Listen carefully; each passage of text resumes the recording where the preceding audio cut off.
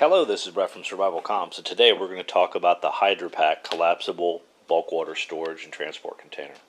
Typically when we talk about man-portable water transportation, we're either thinking of canteens or perhaps hydration bladders such as this.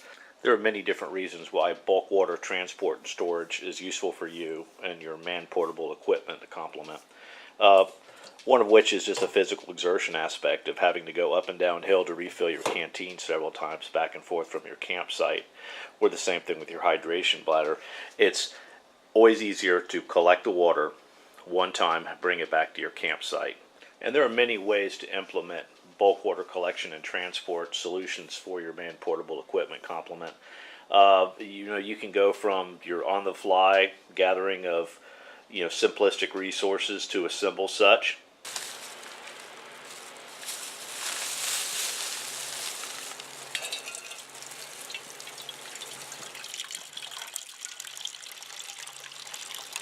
To more commercially engineered solutions.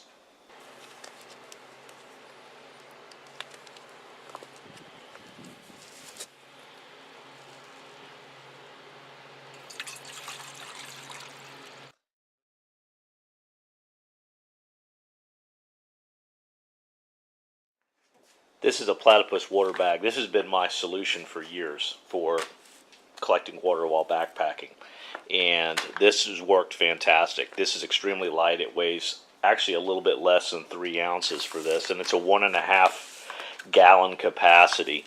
Generally when you go about maybe 1 1/3 gallons before it starts to become so top heavy that it'll fall over. It does have a zip top closure, which I've never had any luck using these zip top closures on these particular bags, so your mileage may vary in that.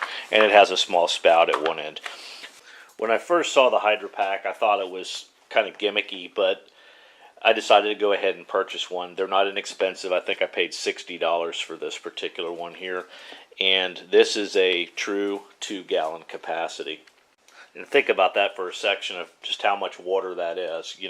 A gallon of water is typically the gold standard for a 24-hour operational period with, of moderate to heavy activity. So you basically are collecting enough water and transporting it in that container to support 2 people or 2 individuals for a 24-hour operational period, or for yourself for a 48-hour operational period. As delivered, you have the Hydrapak itself, and you have this little spigot that uses this UQC connector, which actually interfaces into the cap, and you have a little clip here that can hold it all together. And the weight of this entire package is 9 ounces. The construction is very much like a dry bag, such as this, like a seal line sack, which these in and of themselves actually make a very good bulk water collection device if you needed to press one of these into service as such. But the fabric material is a little bit lighter than the dry bag, but it's similar in construction. It is baffled inside, and their supports actually allow it to maintain its profile, such as this.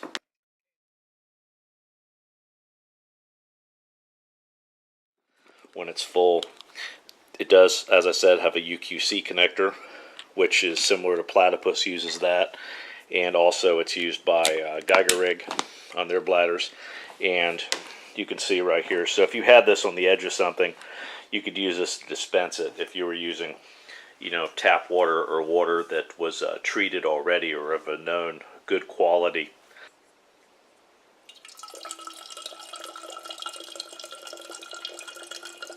When collapsed, it packs down quite small, not quite as small as the Platypus bag that I showed you earlier, but also it's small enough to fit into an external pocket. Now, one question a lot of folks are going to have is considering that this does use this UQC connector, that you can utilize a inline filter, and this certainly is the case. However, it does not eliminate the necessity for having the bladder gravity fed in this configuration to have sufficient head pressure to overcome the friction loss in the filter. And you can see here that just laying in this configuration here, that we're not getting any flow from that.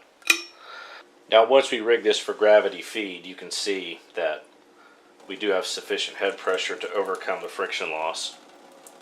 So it will function as a gravity-fed reservoir for filtering water. Whenever you're going to hang it up from a tree, if you choose to do so, you need to go ahead and, I'm just using my hammock strap here, just a piece of mule tape, and just, you know, put your loop around and support your water container at the bottom here, and then just go ahead and make a half hitch around the body of it, and then run this through that handle at the top here, so that way when you're hanging it off of a tree, you're giving it the maximum support possible. You can see how we've tied off our Hydrapak here, and I just used a timber hitch with my hammock support line here, and it's good. And you can see the kind of head pressure that we have and the kind of flow we're getting out of it right here. Another way to overcome the resistance in the filter to facilitate flow is to utilize the handle itself and just pull this against the bag, and that pressurizes the bag to allow you to flow water through the filter. And another way to do such is to place this underneath your arm, similar to a bagpipe, and just using your arm and exerting pressure against your torso and pressurizing the bladder itself. Now you can see both of our containers in question, full of water here, and you can see that the main carrying option, of course, is using the handle, and you can see that by just placing it here, it's very stable. It's not going to tip over easily.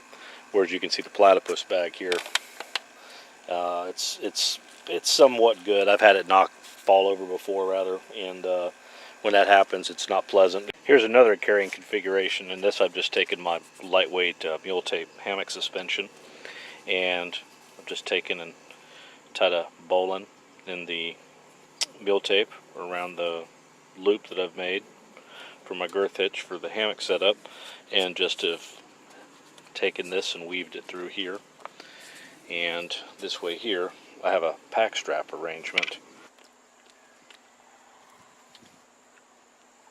Weight-wise, this is my current setup right here that I carry for water treatment stuff, my backpacking stuff. I have a bag to collect water in.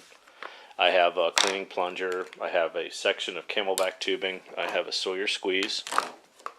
I have this bag here, which is what I've used for gravity filtering. You've seen this before in a video of mine, where I just cut the bottom of it out and I hang it up.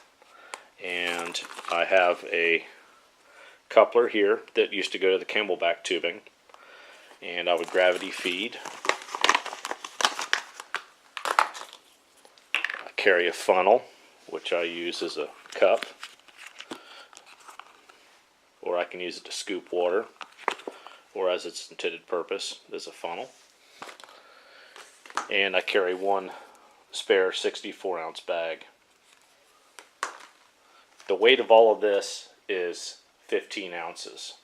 These are the items that are going to be replaced by the Hydrapak, which is the Platypus bag, my reservoir for gravity feeding, and the adapter that would allow it to interface with the bag and go into the camelback tubing to facilitate gravity feeding. The weight of these items right here is about 5.5 ounces. So for a net weight gain of 3.5 ounces, the capability I'm gaining is I'm gaining more water capacity. I can go and I could actually fill up 2 gallons of water in here rather than the 1.3 gallons in that. It's a more stable container. It's less likely to tip over. It's more easy to transport water in this container. It provides better head pressure than my existing 64-ounce Sawyer reservoir for gravity filtration purposes. I can also interface it with my tube and camp, so I can just merely drink straight from this right here out of this bag here, which by drawing on this negates the necessity of having head pressure to a certain degree. And if I was to cook and dispense water that I would not need to treat, it's merely a matter of just disconnecting the filter from it and utilizing this valve right here. The fill opening of the Platypus bag is much larger, and it's much easier to fill from a static water source with this than it's going to be with the Hydrapak.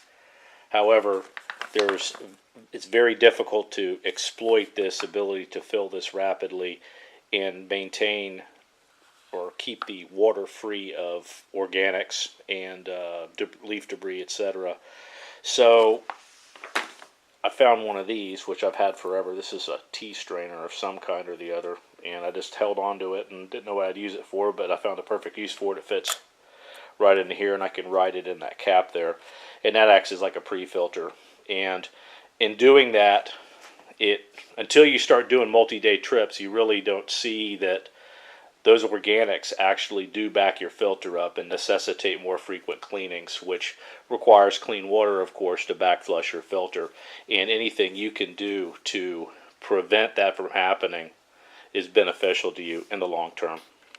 And regardless of all this planning and the potential utility of an item, until you actually take it out and use it on a multi-day trip, it's kind of difficult to ascertain how well it works for you or not. So I look forward to utilizing this on my next trip and providing you with feedback. I hope this helps. This is Brett from Survival Comms. Till next time.